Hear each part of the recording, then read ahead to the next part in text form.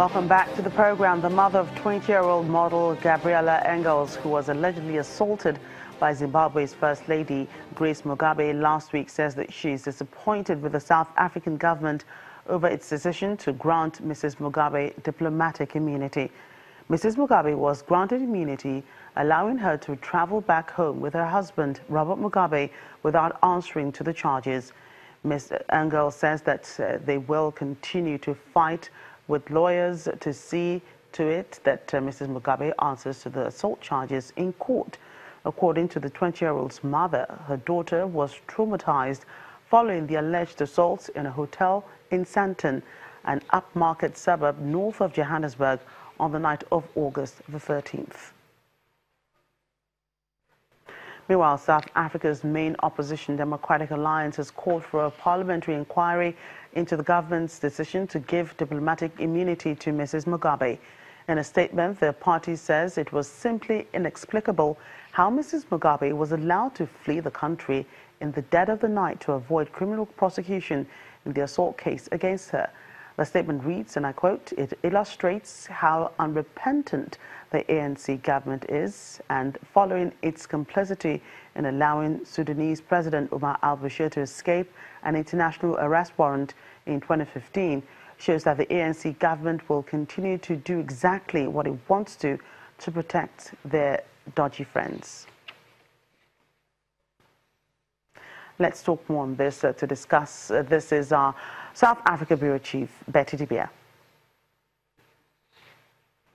Betty, how are South Africans reacting to the government's move to grant Mrs. Mugabe diplomatic immunity?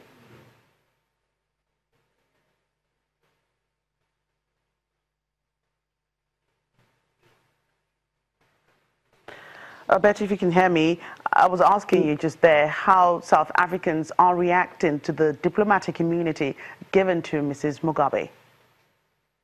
That's what I'm answering. I'm saying it's the reaction of the opposition leaders mirrors the reaction of the regular people on the street. A lot of people are outraged. And you have a sprinkling of those who try to understand international relations, international politics as well, that it's not so clear-cut. She's accused of assault, arrest her, charge her. She's a sitting first lady. So there are intricate issues that have to be dealt with carefully, which was why it took the Department of International Relations and Cooperation quite a long time, till yesterday or very late the day before, to release that statement saying that they've considered, and it's been an organizing matter to grant them to grant her immunity. So people are outraged. A lot of people are calling for her head. A lot of people are calling for the head of the government. But it is what it is. What has happened has happened. For a country where there's been reports of gender violence or any kind of violence for that matter, isn't it double standards allowing Mrs. Mugabe to go despite those allegations against her? Well, in South Africa, August is Women's Month. In South Africa, you have a high prevalence rate of gender-based violence. And this month, a lot of activities have been lined up to address such issues. But there is also something called diplomatic immunity. South Africa is a major player in international politics. South Africa is a major player in SADC, which the conference which it was hosting. South Africa is also cognizant of the fact that there is something called diplomatic immunity and what they call derivative immunity, which is accorded the spouses of sitting heads of state.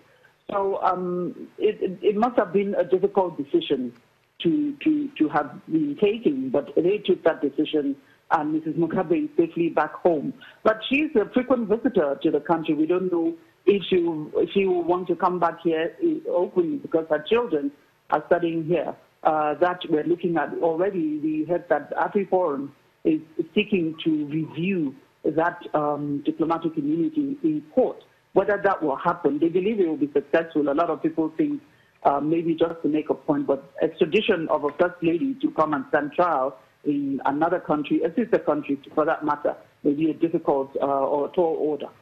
Gabriela's lawyer says that his client will continue to fight this. What options are open to the team now that Mrs. Mugabe is already out of the country and she once offered money to have the case dropped?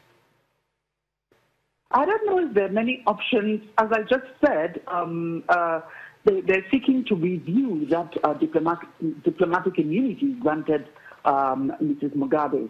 Whether that will be successful remains to be seen.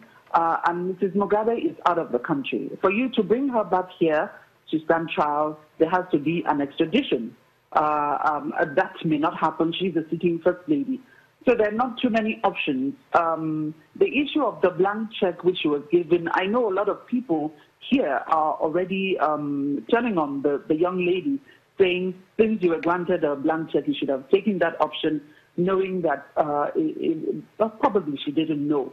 But some are saying she should have taken the blank check. But I know, above everything else, an apology or public show of empathy on the sides of the big players, the president or his wife, or even the South African authorities, would have gone a long way. But she didn't take the blank check option, and they're saying, I listened to her mother last night saying she's spiritual about this, Mrs. Mugabe will pay, but as it stands, we don't know how that will be achieved. Thank you, Betty, for that. South African Bureau Chief Betty Dibia reporting there.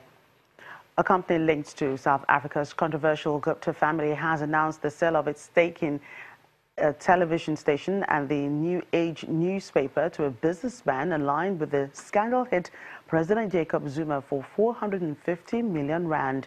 According to a statement from the Oak Bay Investments, the sale is aimed at protecting the future of these businesses and help preserve the jobs of their employees. The Gupta family has been under pressure since leading banks shut its accounts, as it found itself at the center of allegations that it wields undue influence on President Jacob Zuma's government. Mr. Zuma and the family deny allegations of any wrongdoing. A South African rhino breeder, John Hume, has been granted permission to hold an online auction for rhino horns today, after he turned to the courts to request the Environmental Affairs Department to issue him a permit to sell rhino horns via the internet. This comes 2 months after the Constitutional Court dismissed an appeal by the International Fund for Animals Affairs to condemn the online sale of horns, citing that the horns will end up in black markets. In 2014, the South African government adopted a multi-sector initiative to curb rhino killings, and that has seen a decrease to about 1,054 rhinos hunted this year from the previous 1,175. The sale of rhino horns remains legal as long as they remain in South Africa.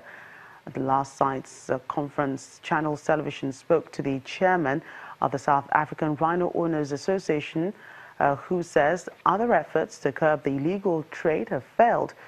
It's time to try a different strategy. Well, that's Network Africa. Thank you for watching. I'm Jocka Rogers.